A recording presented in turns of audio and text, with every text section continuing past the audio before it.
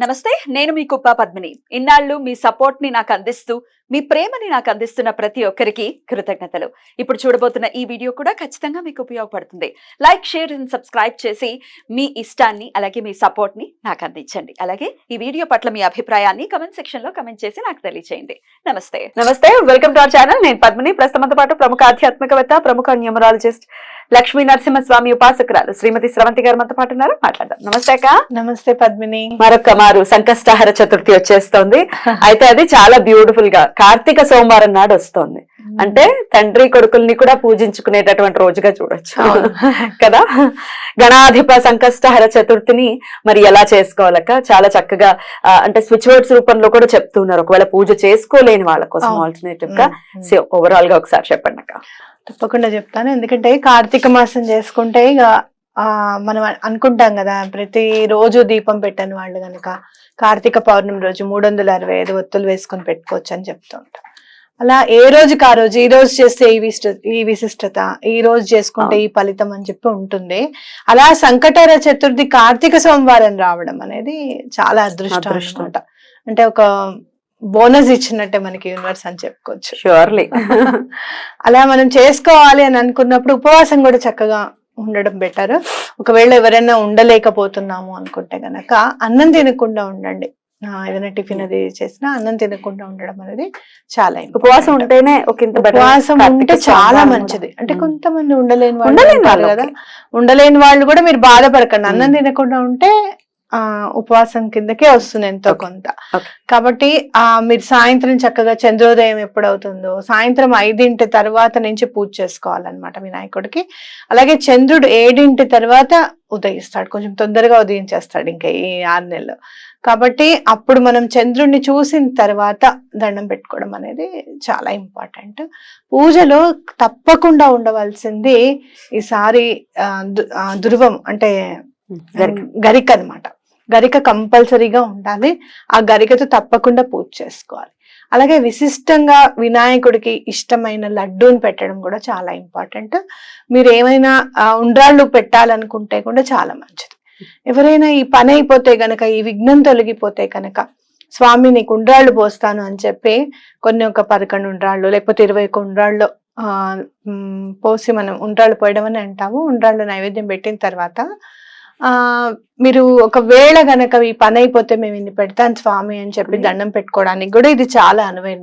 అలా కూడా దండం పెట్టుకోవాలి, అలా కూడా పెట్టుకో. అయితే ఇప్పుడు మీరు సంకష్టహర చతుర్థి మీరు శ్రావణ మాసంలో మొదలు పెట్టాలని చెప్పారు కదా, అప్పుడు మొదలు పెట్టుకోలేదు, మేము మామూలుగా ఈ మాసం ఇలా దండం పెట్టుకోవాలనుకుంటే చేసుకోవచ్చు. అలాగే ఎవరైనా వివాహం కోసం చూస్తున్నారు, ఇళ్లలో మగపిల్లలకి పెళ్లిళ్ళు అవ్వాలి, ఆడపిల్లలకి పెళ్లిళ్ళు అవ్వాలి అనుకున్నప్పుడు తప్పకుండా ముడుపు కట్టండి స్వామికి. ఎలా కట్టమంటారు? పెళ్ళి అవ్వాలంటే మాత్రం ఎల్లో కలర్ బట్టలు కట్టాలి. జనరల్ గా మనం ముడుపు అంటే ఎర్ర బట్టలు కట్టాం, కానీ పెళ్ళి అవ్వాలంటే మాత్రం ఎల్లో కలర్ బట్టలో 7 పసుపు కొమ్ములు అలాగే 7 వక్కలు వేసేసి అంత కొంచెం అక్షింతలు 7 సార్లు అంటే పసుపులో కలిపినవే వేసేసి వాటిని 5 రూపాయల కాయిన్ మీకు కుదిరితే 7 పెట్టండి, లేదు ఒకటే పెట్టాలనుకుంటే ఒకటి పెట్టండి. పెట్టేసి చక్కగా మూట కట్టేసేసి స్వామి దగ్గర పెట్టేసేయండి. ఆ పెళ్లి కుదిరిన తర్వాత స్వామికి అప్పుడు మీరు గణేశుడికి పూజ చేస్తారు కదా, వినాయకుడికి బియ్యం కడతాం మనం పెళ్లి పనులు చేసేటప్పుడు, అప్పుడు గుడికి వెళ్ళి అది సమర్పించేసేయండి. మరి ఒకవేళ టైం పడితే ఏమైనా పుచ్చిపోతాయి ఇట్లాంటివి? కొంచెం కర్పూరం బిళ్ళలు వేస్తే ఎటువంటి హాని ఉండదు, వాటికి పురుగులు రావు. కర్పూరం దేవుడి దగ్గర పెట్టమంటారా? దేవుడి దగ్గర పెట్టండి. పెడితే ఎటువంటి పరిస్థితుల్లోనూ 3 నెలల్లో కుదరడానికి అవకాశం ఉంటుంది. ఆ తర్వాత గుళ్ళో ఇచ్చేయమంటారా? ఆ తర్వాత మీరు ఎప్పుడైతే పెళ్లికి వినాయకుడికి బియ్యం కట్టడానికి ముందు పసుపు కొట్టడం అంటారు ఇక్కడ, అప్పుడు ఆ రోజు గుడికి వెళ్ళి స్వామికి సమర్పించండి, తప్పకుండా పని అవుతుంది అన్నమాట. అయితే అలా ఈ కార్తీక మాసం అంటే విశేషంగా మన కోరికలు తీరడానికి చాలా పనికొస్తుంది. ఎందుకంటే నాకు అనిపిస్తుంది కార్తీక మాసం చాలా ఎనర్జైజ్డ్ గా ఉంటుంది యూనివర్స్ అని అనిపిస్తుంది. అందరం చక్కగా దీపాలు పెట్టుకోవడము, విశిష్టత పెట్టుకున్న తర్వాత మనసు ప్రశాంతంగా ఉండడం, పూజ చేసుకున్న తర్వాత అమ్మయ్య చేసుకున్నాము అని చెప్పి అనిపించడం, ఇవన్నీ కూడా పాజిటివిటీ నిండిపోయి ఉంటుంది ఇంట్లో. తప్పకుండా ఇది చేసుకోండి. అయితే మీకు అందరికీ తెలుసు ఎలా పూజ చేసుకోవాలి, ఏం చేయాలి. స్వామికి ఎర్ర పువ్వులు పెడితే ఇష్టము, గరిక పెడితే ఇష్టము, అలాగే ఉండ్రాళ్ళు, లడ్డూలు ఇవన్నీ పెట్టడం అనేది ఇష్టము అని చెప్పి అందరికీ తెలిసిన విషయమే. అయితే గుర్తు చేయడం మాత్రమే ఇది. కానీ ఈసారి విశేషంగా నేను చెప్పబోయేది ఏంటి అంటే బిందాయక్ జీ కథ. అంటే ఒక కథ కథ. ఓకే, బిందాయక్ జీ కథ అన్నమాట. బిందాయక్ జీ కథ. ఒక ఊర్లో ఒక ముసలావిడ ఉంటుంది, చాలా పేదరాలు, కళ్ళు కనిపించవు ఆవిడకి. ఆవిడ చాలా నిష్టగా వినాయకుడికి పూజలు చేస్తూ ఉంటుంది. అందులో సంకటహర చతుర్థి అంటే చాలా ఇష్టంగా చేస్తూ ఉంటుంది. అయితే ఆవిడ పూజలకి మెచ్చి, ఆవిడ భక్తికి మెచ్చి వినాయకుడు ఇంటికి వస్తారనమాట. ఇంటికి వచ్చి చాలా మెచ్చాను, ఏం కావాలో కోరుకో అని అంటారు. నాకేం అడగాలో నాకు అర్థం కావట్లేదు అని అంటే, సరే నీ కొడుకు కోడల్ని అడుగు అని చెప్తారు. ఆవిడకి కొడుకు కోడలు ఉంటారు. అయితే కొడుకుని అడుగుతాడు. అడిగితే కొడుకు అంటాడు డబ్బులు అడగమ్మా అని అంటాడు. కోడల్ని అడుగుతుంది. అడిగితే మగ పిల్లవాడిని అడుగు అని చెప్పంటుంది. అంటే పోతా అంటే మగ పిల్లవాడు అనమాట.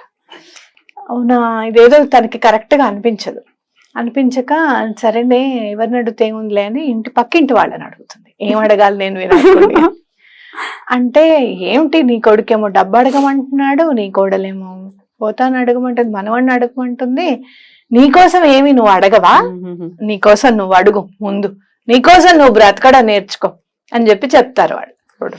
చెప్పిన తర్వాత సరే అని మళ్ళీ వినాయకుడు వస్తారు. వచ్చి ఏం అడుగు, ఏం కావాలో అడుగు అని అంటారు. అంటే ఆలోచిస్తుంది అనమాట, ఏం అడగాలని ఆలోచించుకుంటుంది ఆవిడ.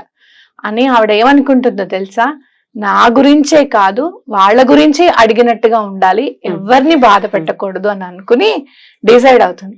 డిసైడ్ అయ్యి ఏమని అడుగుతుంది అంటే, పాడి పంట ఉండి చక్కగా ఆ పాలు నా మనవడు బంగారు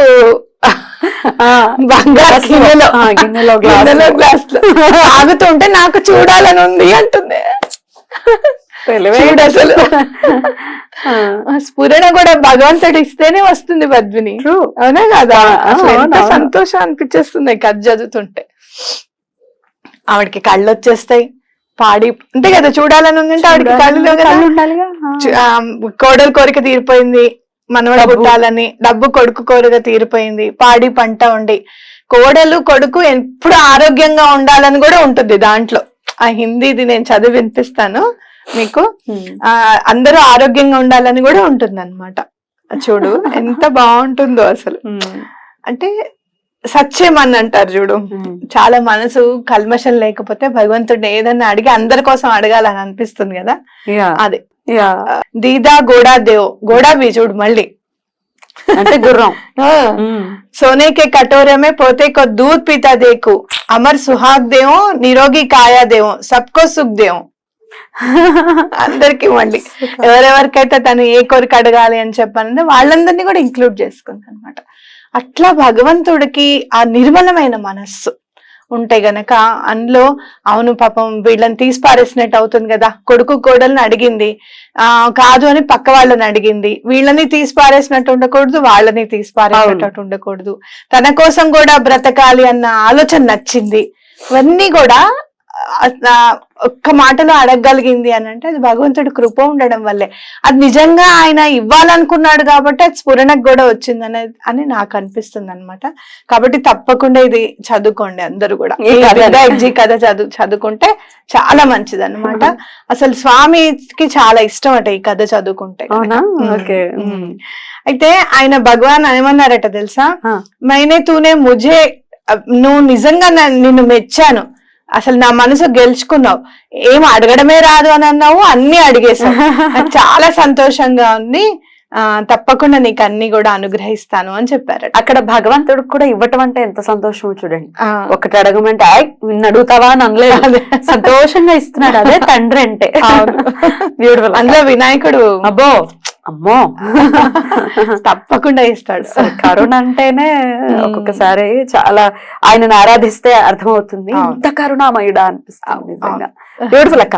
చాలా క్యూట్ గా అనిపించింది స్టోరీ వింటుంటే, చాలా బ్యూటిఫుల్ గా అనిపించింది, మనసుకు సంతోషం అనిపించింది. రైట్, ఇది చదువుకుని చక్కగా, లేకపోతే ఇప్పుడు ఎలాగో వినేశారు కాబట్టి ఇదే ఒకసారి మననం చేసుకోవచ్చు, లేకపోతే ఇంట్లో ఉన్న వాళ్ళకి చెప్పచ్చు ఆ రోజున. రైట్, ఇది ఈవినింగ్ పూటే చేసుకోవాల్సినటువంటిది. ఒకవేళ ఇవన్నీ ఒకవేళ చేయలేని పరిస్థితుల్లో ఉంటే ఎట్లా, స్వామివారి అనుగ్రహాన్ని ఎలా పొందమంటారు? ఈసారి స్విచ్ వర్డ్ కూడా చాలా వినూత్నంగా స్వామివారు మనకి ప్రసాదించారు. నిజంగా వినాయకుడు అనగానే ఆయన వచ్చి కూర్చుంటాడు మన దగ్గర అని అనిపిస్తుంది. ఆ స్విచ్ వర్డ్ ఏంటంటే బోలో బిందాయక్ మహారాజ్ కి జై. బోలో బిందాయక్ మహారాజ్ కి జై. జై. చాలా చూడంగానే నాకు బాగా నచ్చింది అనమాట. అయితే శ్రీ అని చేర్చుకోవడం మంచిది. బోలో శ్రీ బిందాయక్ జీ మహారాజ్ కి జై. బోలో శ్రీ బిందాయక్ జీ మహారాజ్ కి జై. బ్యూటిఫుల్.